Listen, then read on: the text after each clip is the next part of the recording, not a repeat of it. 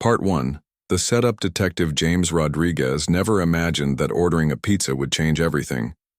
But that's exactly what happened on a cold Tuesday evening in the small town of Riverside Falls. James wasn't just any regular guy, though. He worked for the Department of Justice, and for the past 3 weeks he'd been living a complete lie. Every morning, James would wake up in his small apartment on the wrong side of town, put on his worn-out jeans and a delivery company shirt, and head to Tony's Pizza Palace. To everyone around him, he was just another delivery driver trying to make ends meet. But the truth was far more complicated than anyone could guess. The Department of Justice had been getting complaints about the Riverside Falls Police Department for months. People in the community, especially those living in the poorer neighborhoods, kept saying the same thing over and over. The police were treating them unfairly. They were being stopped for no reason, searched without cause, and treated like criminals just for walking down the street. These weren't just random complaints, either. Families were calling lawyers. Parents were afraid to let their kids walk to school. Local business owners were getting nervous about customers being harassed right outside their shops. The situation had gotten so bad that the federal government decided they needed to step in and see what was really happening. That's where James came in. He was what they called an undercover investigator. His job was to blend in with the community and watch how the police really acted when they thought no one important was looking. The pizza delivery job was perfect because it gave him a reason to be everywhere in town at all hours of the day and night. James had been doing this kind of work for almost 10 years. He'd investigated corrupt politicians, dirty cops, and even organized crime rings. But this assignment felt different somehow. Maybe it was because he was seeing how ordinary people live their daily lives while dealing with the constant fear of being targeted by the very people who were supposed to protect them.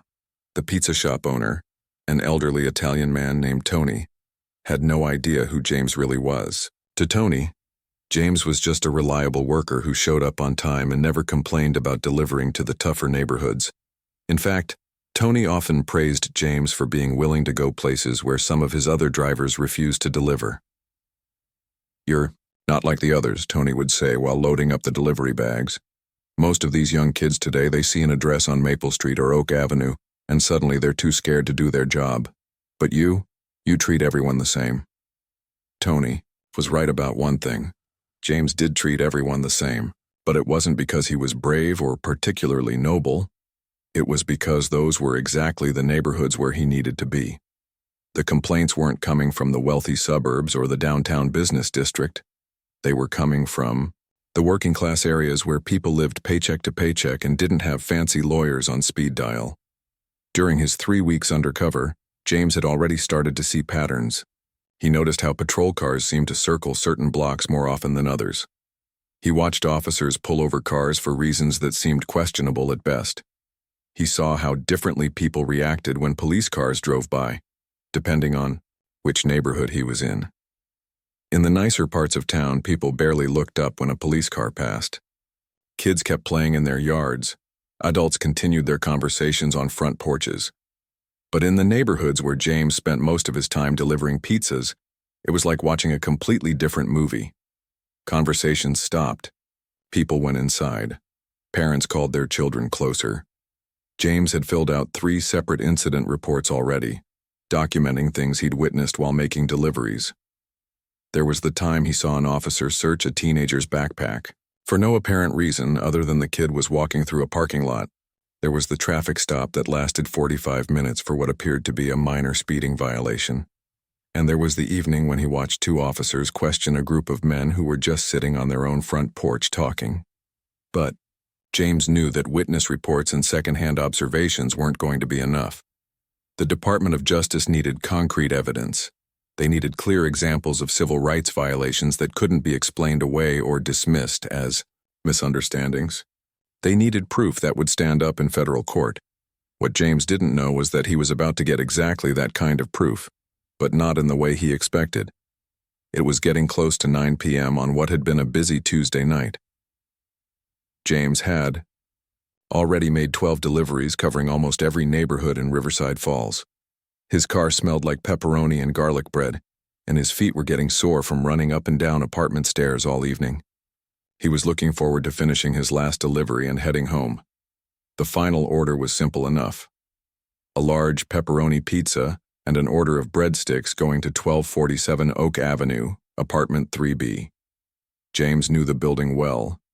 It was one of those older apartment complexes where working families lived, not fancy but clean and well-maintained.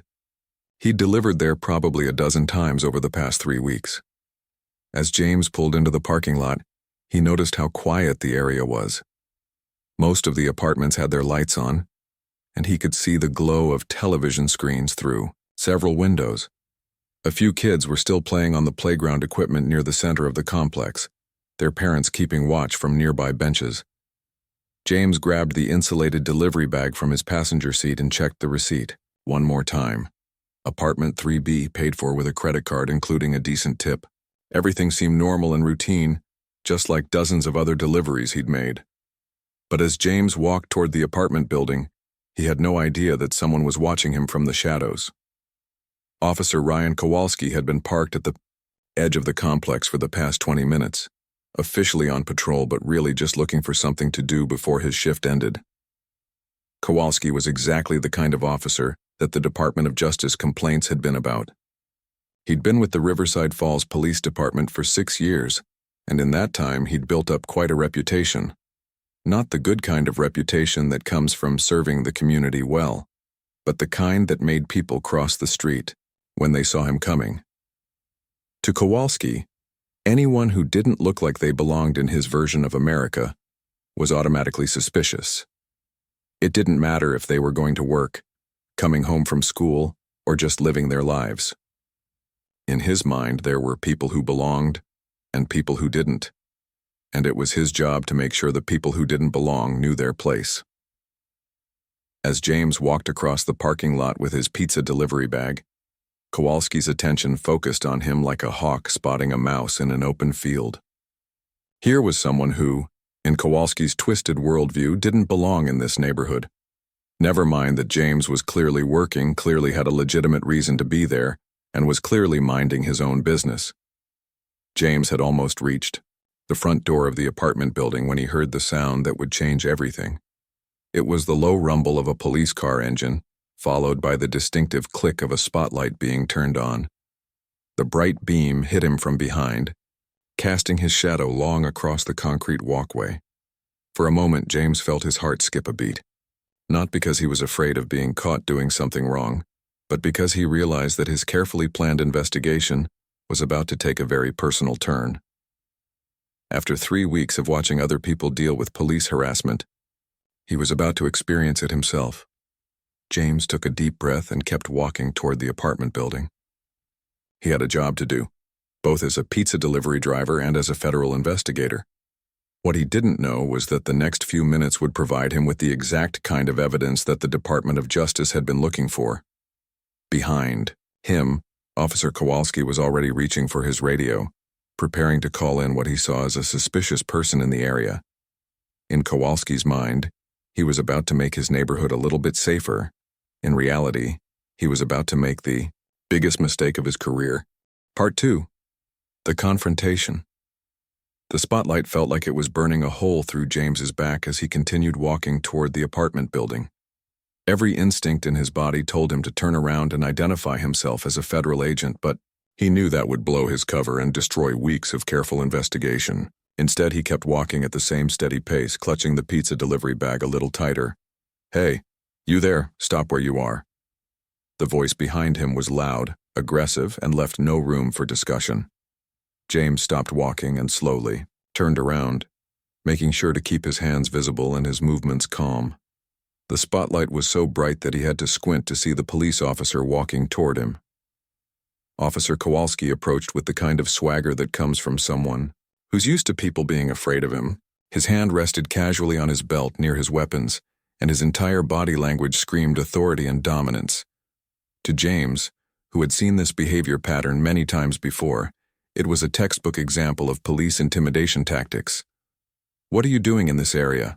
Kowalski demanded, stopping about 6 feet away from James. James held up the insulated delivery bag, making sure the pizza company logo was clearly visible. "I'm delivering a pizza, officer. just doing my job. But Kowalski wasn't interested in simple explanations. His eyes narrowed as he looked James up and down, taking in everything from his worn sneakers to his baseball cap. Pizza delivery, huh? To who? Apartment 3B, James replied, keeping his voice steady and respectful. The order's already been paid for. Let me see some identification. James carefully reached into his back pocket and pulled out his wallet, moving slowly so the officer wouldn't think he was reaching for a weapon. He handed over his driver's license, which showed his real name but listed his cover address and occupation as a delivery driver. Kowalski took the license and shined his flashlight on it, studying it for much longer than necessary. James Rodriguez, he read out loud. Says here you live on Elm Street, that's clear across town. Seems like a long way to come for a delivery job. It's where I could find work, James said simply. Tony's Pizza gives me good hours. The explanation was perfectly reasonable, but James could see that Kowalski wasn't looking for reasonable explanations. The officer was looking for reasons to be suspicious, and he was willing to create those reasons if they didn't exist naturally. You got any warrants I should know about, Rodriguez? No, sir, I don't. Kowalski walked back to his patrol car, taking James's license with him. James watched as the officer called in his information, requesting a background check and looking for any excuse to escalate the situation. During those few minutes, James became acutely aware that other people in the apartment complex were watching from their windows and porches. An elderly woman sitting on a bench near the playground had stopped talking to her friend and was staring directly at the scene. A man walking his dog had paused at the edge of the parking lot, clearly wanting to see what was happening. Several apartment windows that had been dark a few minutes earlier were now glowing with light as residents came to see what the commotion was about. James realized that this was exactly what the community complaints had been describing. An ordinary person going about their business, getting stopped and questioned for no apparent reason, while their neighbors watched and wondered if they might be next.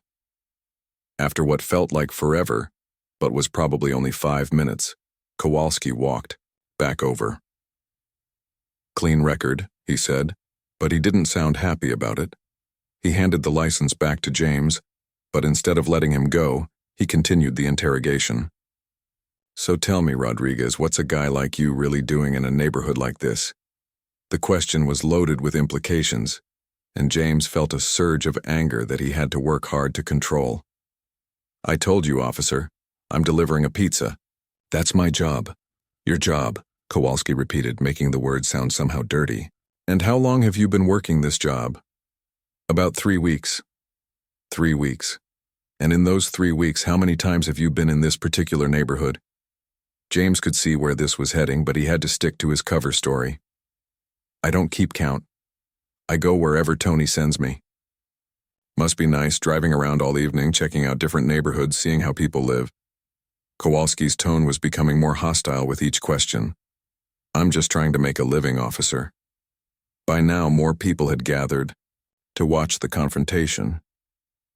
James counted at least 6 adults and several children standing on porches or looking out windows. A few people had even come outside and were standing in the parking lot, far enough away to avoid direct confrontation, but close enough to serve as witnesses. One of the watchers was a middle-aged woman who lived in the apartment complex. Her name was Patricia Williams, and she'd been dealing with this kind of police harassment for years. She recognized the pattern immediately. A person of color going about their business, getting stopped and questioned for no real reason while the officer tried to find something, anything, to justify the stop.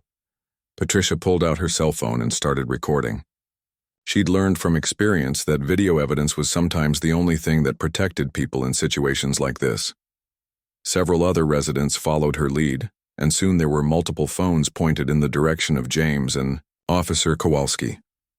Kowalski noticed the phones and didn't like it one bit. Everyone needs to step back and mind their own business, he shouted at the growing crowd of watchers. But nobody moved. If anything, more people came outside. This was their neighborhood, their community, and they'd seen this movie too many times before.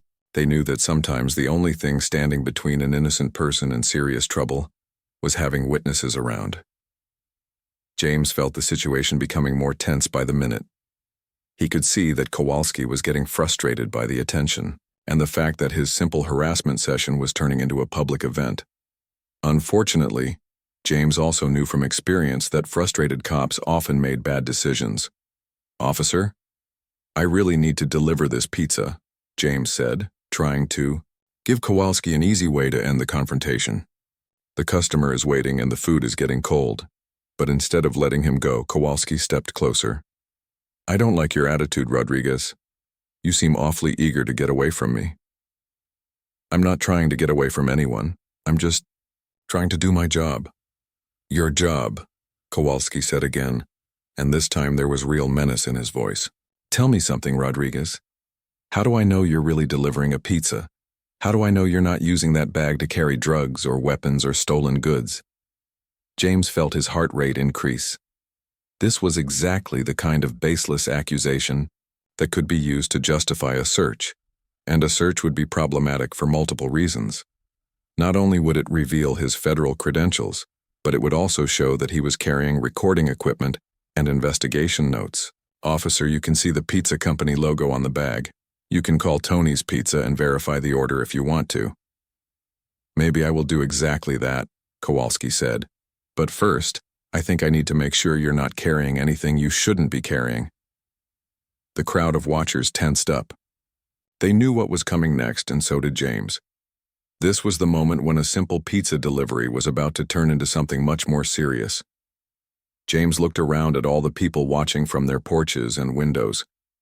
He saw Patricia Williams holding up her phone, recording everything. He saw parents pulling their children a little closer, protecting them but also making sure they could see what was happening. He saw a community that was tired of being afraid, tired of being harassed, and tired of watching their neighbors get treated like criminals for no reason. And in that moment, James realized that he wasn't just a federal investigator anymore. He was about to become exactly what he'd been sent to investigate, another victim of police harassment in Riverside Falls. The only difference was that this time, the harassment was being done to someone who had the power to do something about it. The question was whether James would be able to maintain his cover long enough to see this through to the end. Part 3. The Escalation. The tension in the air was thick enough to cut with a knife. James could feel the eyes of the entire apartment complex watching him as Officer Kowalski moved closer, his intentions becoming clearer with each step. The crowd of residents had grown larger, and James could hear whispered conversations in both English and Spanish as people tried to figure out what was happening and why. "I'm going to need you to put that bag down and step back," Kowalski ordered, his voice carrying the kind of authority that brooked no argument. James knew he had two choices. He could refuse and risk escalating the situation even further, or he could comply and hope that his federal credentials hidden in his wallet wouldn't be discovered during whatever search was about to happen. Either way, he was about to get the kind of first-hand experience that no amount of training could have prepared him for. "Officer, I really don't understand why this is necessary," James said, trying one last time to de-escalate the situation. "I'm just delivering food. The customer in apartment 3B is probably wondering where their pizza is." Kowalski's face darkened. "Are you questioning my authority, Rodriguez?" "No, sir, I'm not questioning anything. I'm just trying to understand." "Put the bag down. Now." James carefully placed the insulated delivery bag on the ground, making sure to move slowly and keep his hands visible. As he straightened up, he caught sight of Patricia Williams still recording with her phone. Other residents were doing the same, and James felt a small amount of comfort knowing that whatever happened next would be documented. But Kowalski had noticed the phones too, and he didn't like being recorded. "All of you need to get back inside. Your apartments right now," he shouted at the crowd. "This is police business," a voice called out from one of the porches. "This is our neighborhood. We have a right to see what's happening." Kowalski spun around, trying to identify who had spoken. "Who said that? I want to know who thinks they can interfere with a police investigation." The crowd didn't back down. If anything, more people came outside. James realized he was witnessing something remarkable, a community that had been pushed too far and was finally starting to push back. These weren't troublemakers or protesters. These were working families, elderly residents, and young parents who were tired of watching their neighbors get harassed. An older man named Roberto Martinez stepped forward from the crowd. He'd lived in the complex for 15 years and had seen too many young men get stopped, searched, and humiliated for no good reason. "Officer, what did this man do wrong? He's delivering pizza. We all saw him walk up with the delivery bag." Kowalski turned his attention to Roberto. "Sir, I'm going to need you to step back and let me do my job." "Your job is to protect and serve," Roberto replied, his voice steady but firm. "This man is working. He's not bothering anyone. Why are you bothering him?" "Because I have reasonable suspicion that he might be involved in criminal activity." "What criminal activity?" Roberto asked. "Delivering pizza?" James watched this exchange with fascination and growing concern. He could see that Kowalski was getting more frustrated and angry as the community questioned his actions. In James's experience, frustrated cops often made very bad decisions. "Everyone needs to disperse right now, or you'll all be charged with interfering with a police officer," Kowalski shouted. But nobody moved. The crowd had grown to include at least 20 people, and more were still coming outside. James realized that what was happening wasn't just about him anymore. This had become a symbol of everything the community had been dealing with for years. A young woman named Maria Santos lived in apartment 2A with her 3 children. She'd moved to the complex 6 months earlier after her husband was laid off from his factory job. She'd chosen this neighborhood because it was affordable and seemed safe. But over the past months, she'd watched police officers stop and question her neighbors on a regular basis. "My kids are watching from the window," Maria called out to Kowalski. "What am I supposed to tell them about why the police are treating this man like a criminal when he's just doing his job?" Kowalski was now completely surrounded by residents, and James could see that the officer was starting to panic. This wasn't how these situations usually went. Normally, people were too intimidated or too afraid to get involved, but this community had reached a breaking point. "That's it," Kowalski shouted. "Rodriguez, turn around and put your hands on the car now." James felt his stomach drop. This was the moment he'd been dreading. A physical search would almost certainly reveal his federal credentials and recording equipment. But if he resisted or tried to identify himself, he'd blow his cover and potentially compromise the entire investigation. "Officer, I really don't think this is necessary," James said, making one final attempt to avoid the search.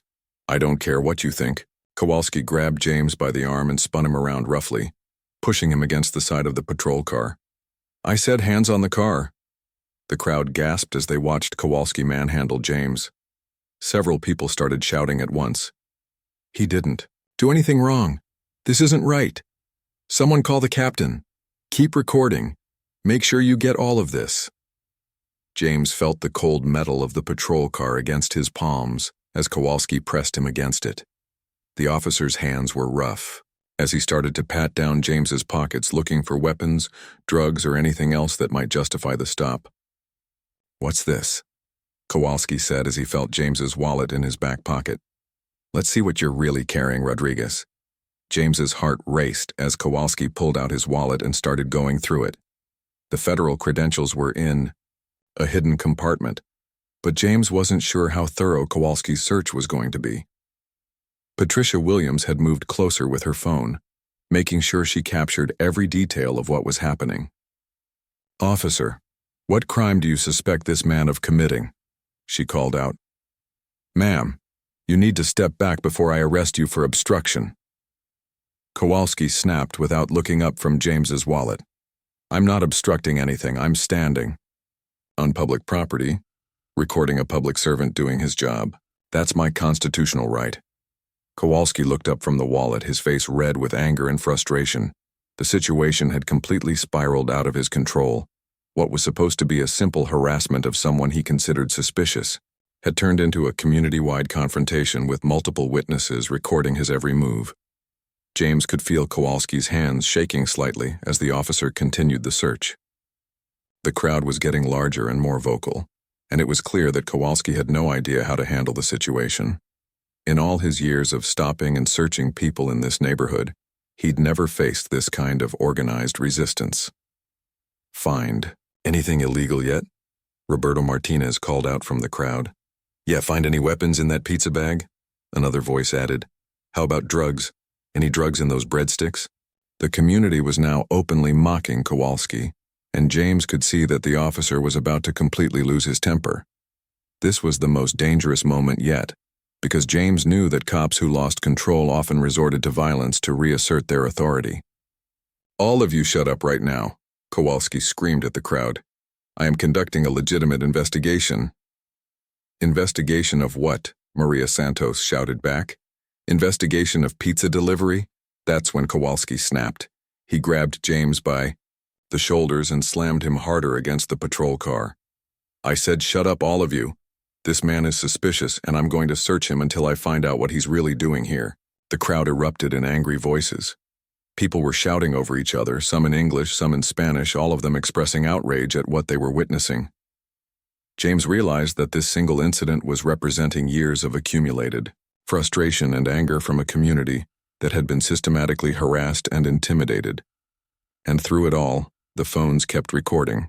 Multiple angles, multiple witnesses, all documenting every moment of what was happening. James knew that even if his cover was blown, even if the investigation was compromised, this moment was going to be preserved forever. As Kowalski continued his increasingly frantic search, James made mental notes of every detail. The time, the witnesses, the exact words being used, the level of force being applied.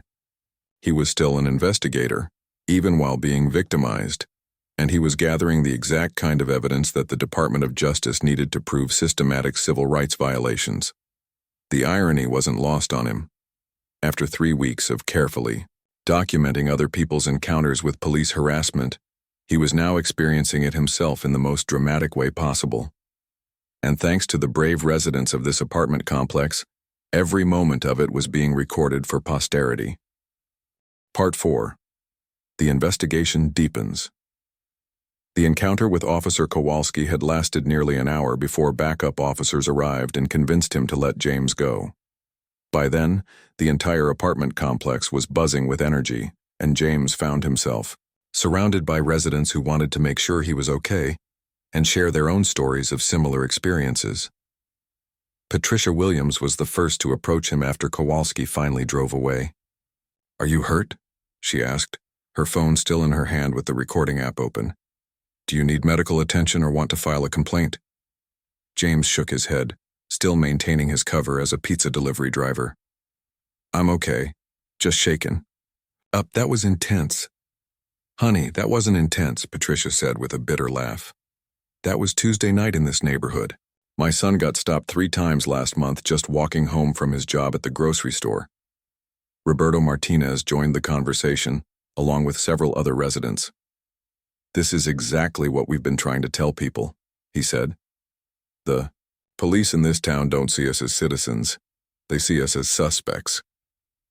Over the next hour, James found himself in an impromptu community meeting right there in the parking lot. People shared story after story of encounters with the Riverside Falls Police Department. Each story followed a similar pattern. Routine activities interrupted by aggressive questioning, searches conducted without probable cause, and a general atmosphere of harassment that made people afraid to live their daily lives. Maria Santos told about the time officers searched her car during a traffic stop, claiming they smelled marijuana when she'd never used drugs in her life. "They had my kids standing on the sidewalk in the rain while they tore apart my car looking for drugs that didn't exist," she said. "My youngest daughter still gets scared when she sees police cars." An elderly man named Carlos Mendez described being stopped while walking to the corner store to buy groceries. "The officer said I matched the description of a suspect," Carlos explained. "When I asked what crime had been committed, he said someone had reported a suspicious person in the area. I've lived here for 23 years. How am I suspicious? In my own neighborhood?" James listened to every story, mentally cataloging the details and patterns. What he was hearing confirmed everything the Department of Justice suspected, but hearing it directly from the community members made it feel much more real and urgent.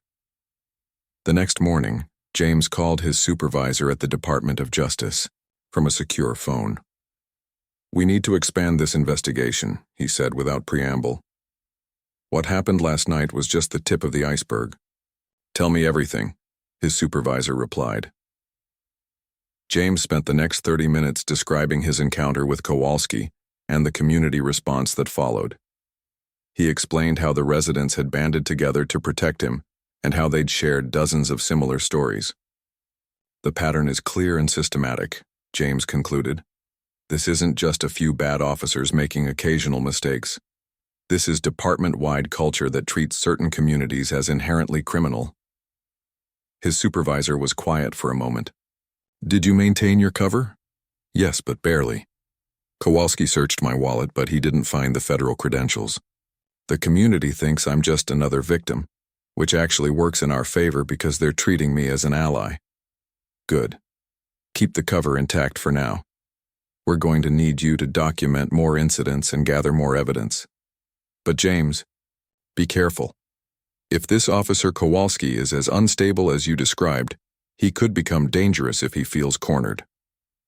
Over the following weeks, James threw himself into the investigation with renewed purpose. The personal experience of being harassed had given him a deeper understanding of what the community was going through, and it motivated him to work even harder to document the systematic problems. Tony, the pizza shop owner, had noticed that James seemed different after that Tuesday night. "You okay, kid?" Tony asked one afternoon while they were loading delivery bags. "You seem more serious lately." "Just thinking about some things," James replied. "Tony, can I ask you something? Have any of your other delivery drivers ever had problems with the police?" Tony's expression darkened. "Problems, that's putting it mildly. I've had 3 drivers quit in the past year because they got tired of being stopped and searched every time they went to certain neighborhoods. And it's always the same drivers, if you know what I mean." James knew exactly what Tony meant. "Have you ever complained to anyone about it?" "Who am I going to complain to? The police department? They'd just tell me that their officers are doing their jobs. The city council?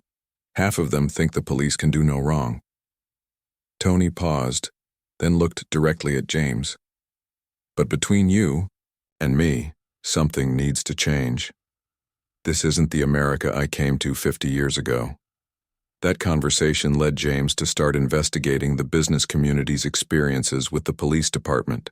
He discovered that several local business owners, particularly those in minority neighborhoods, had similar stories of customers being harassed, employees being stopped for no reason, and a general climate of fear that was hurting their bottom line. Carmen Rodriguez owned a small grocery store on Oak Avenue, just 2 blocks from the apartment complex where James had been stopped. When James visited her store to buy snacks during his breaks, Carmen eventually opened up about her experiences. "It's killing my business," she admitted. "People are afraid to come shopping in the evening because they might get stopped on their way home. I've had customers tell me they drive to the big chain store across town just to avoid dealing with the police in this neighborhood." Carmen showed James security camera footage from outside her store. "Look at this," she said, pointing to the screen. This was last month. A police car pulls up and just sits there for 20 minutes watching everyone who goes in and out. "What do you think that does to my customers?" The footage was revealing. James could see how people's behavior changed when they noticed the police car. Some customers turned around and left without entering the store. Others hurried in and out as quickly as possible. A few people walked past the store entirely rather than risk being questioned about why they were in the area. "This happens 2 or 3 times a week," Carmen explained. "Sometimes they don't even get out of the car. They just sit there and watch, like they're waiting for someone to do something wrong." James started paying closer attention to police patrol patterns during his pizza deliveries. He noticed that certain officers, including Kowalski, seemed to spend disproportionate amounts of time in minority neighborhoods, not responding to calls or investigating specific crimes, but just maintaining a visible presence that clearly made residents uncomfortable.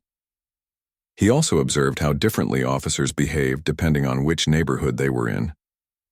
In the wealthier, predominantly white areas of town, police cars moved through quickly and officers rarely stopped to question people. But in the working-class neighborhoods where James made most of his deliveries, the same officers would slow down, make frequent stops, and engage in what seemed like fishing expeditions for potential violations. The differences were stark and impossible to ignore. James documented everything: patrol times, stop frequencies, the demographics of people being questioned, and the stated reasons for police contact. The data painted a clear picture of discriminatory policing practices. But James knew that data alone wouldn't be enough to convince a federal court.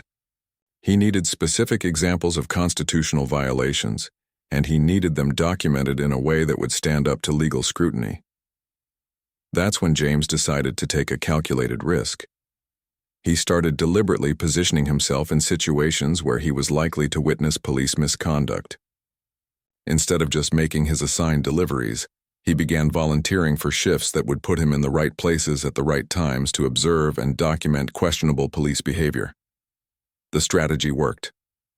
Over the course of 3 weeks, James witnessed and documented 6 separate incidents that appeared to violate citizens' constitutional rights. There was the teenager who was searched because he was wearing a hoodie in the wrong neighborhood. There was the elderly woman who was questioned for 20 minutes because she was sitting on a public bench waiting for the bus. There was the group of men who were ordered to disperse from their own apartment complex parking lot because they were loitering. Each incident followed the same pattern: aggressive initial contact, fishing for reasons to escalate, and treatment that clearly would not have occurred in wealthier neighborhoods.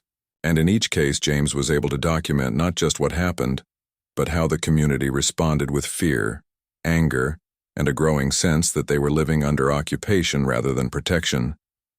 The investigation was building a powerful case, but James knew that his time undercover was limited.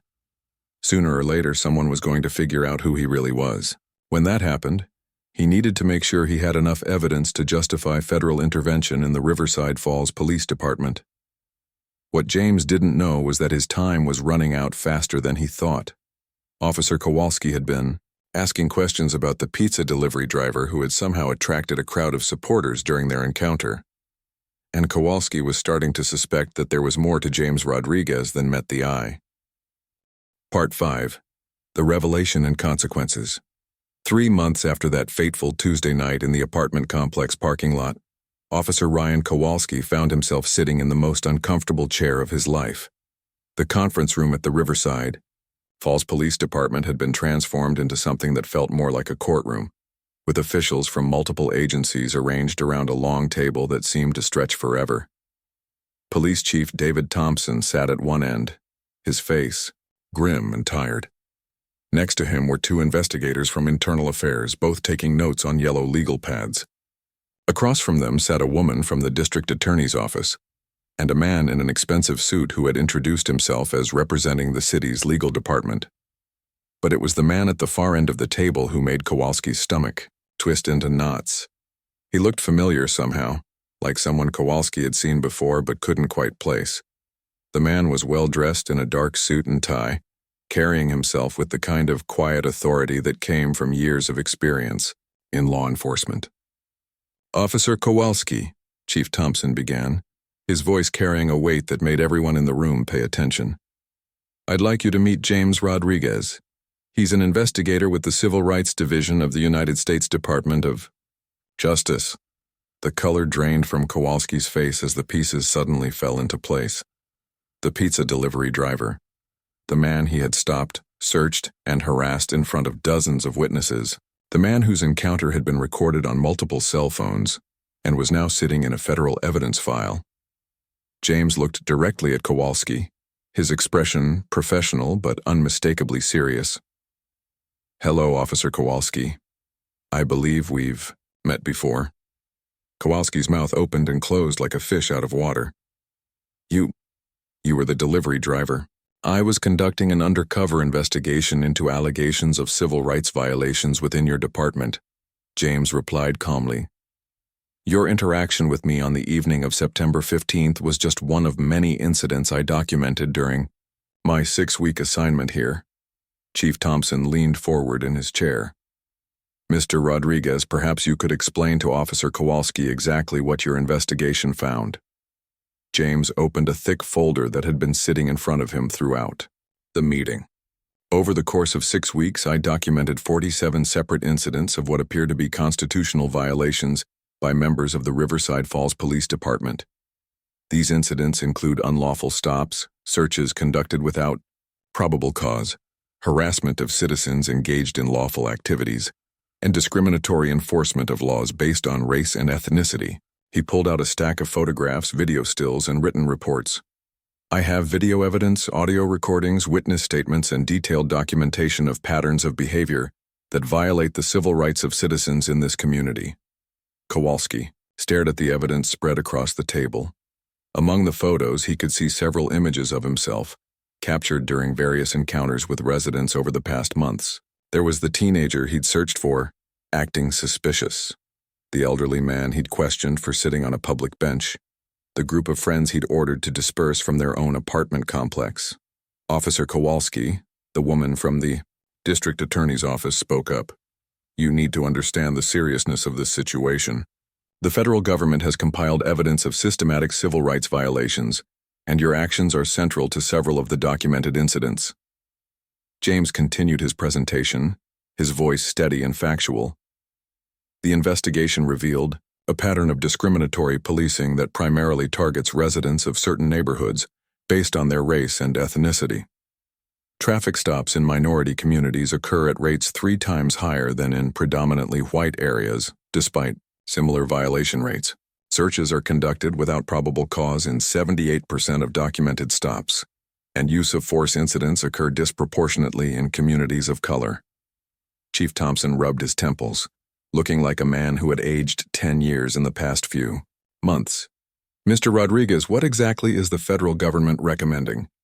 The Department of Justice is prepared to file a federal lawsuit against the city of Riverside Falls and the police department unless immediate and comprehensive reforms are implemented, James replied. These reforms will include a federal consent decree requiring complete overhaul of police policies and procedures, mandatory civil rights training for all officers, appointment of an independent monitor to oversee department operations, and establishment of a civilian review board with real authority to investigate complaints. The man in the expensive suit from the city's legal department looked pale. What would be the financial implications of such a consent decree? Similar federal interventions in other cities have cost between $5 and $15 million over a 5-year period, James answered. That includes the cost of training, monitoring, policy development, and community outreach programs. It's significantly more expensive than implementing proper policies and training from the beginning. Kowalski finally found his voice. This is insane. I was just doing my job. I was trying to keep the community safe. James turned his attention back to Kowalski. Officer, I want you to think carefully about what happened the night you stopped me. I was delivering pizza to a customer who had paid for their order. I was wearing a clearly marked delivery company uniform, carrying an insulated bag with a pizza company logo, and I had paperwork proving the legitimacy of my business in the area. Despite all of that, you detained me for over an hour, conducted an unlawful search, and subjected me to harassment and intimidation. He paused to let that sink in. Now, I want you to think about how you would have reacted if I had been a white college student delivering pizza in a wealthy neighborhood. Would you have stopped me at all? Would you have demanded identification? Would you have searched my wallet and questioned my right to be in the area? The room fell silent as everyone waited for Kowalski's response. After a long moment, Kowalski looked down at his hands. I don't know. Officer Kowalski, James continued, the community response that night should have told you something important. 23 residents came outside to witness your interaction with me. They recorded everything that happened. They spoke up in my defense even though they didn't know me personally.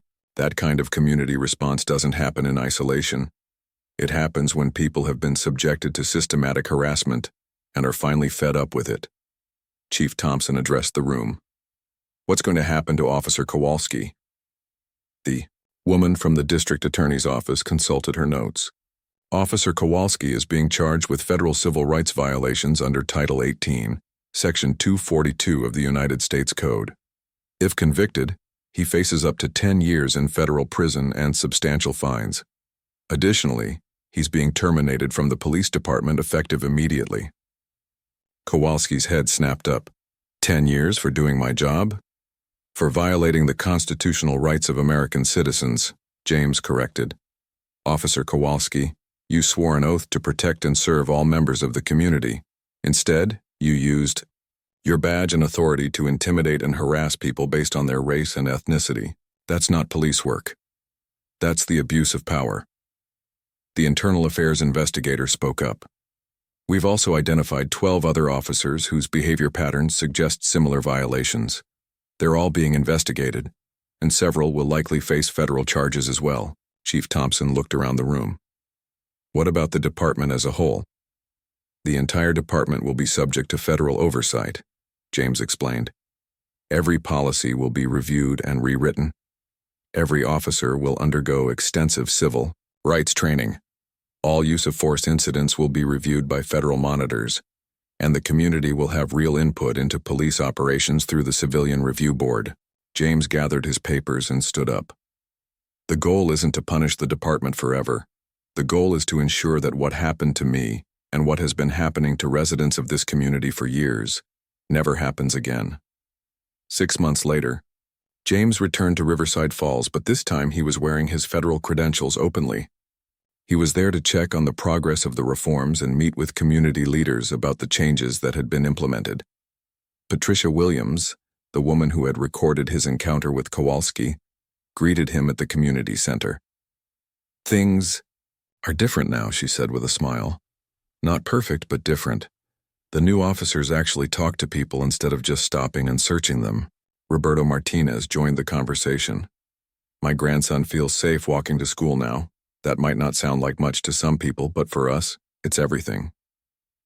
The pizza shop owner, Tony, had retired and sold his business to his nephew. When James visited the shop, the nephew told him that delivery drivers no longer complained about police harassment. Business is better too, he said. People aren't afraid to order food in the evening anymore. Officer Ryan Kowalski was eventually sentenced to 3 years in federal prison after pleading guilty to civil rights violations. 8 other officers were disciplined or terminated. The police department's budget was restructured to prioritize community policing and civil rights training.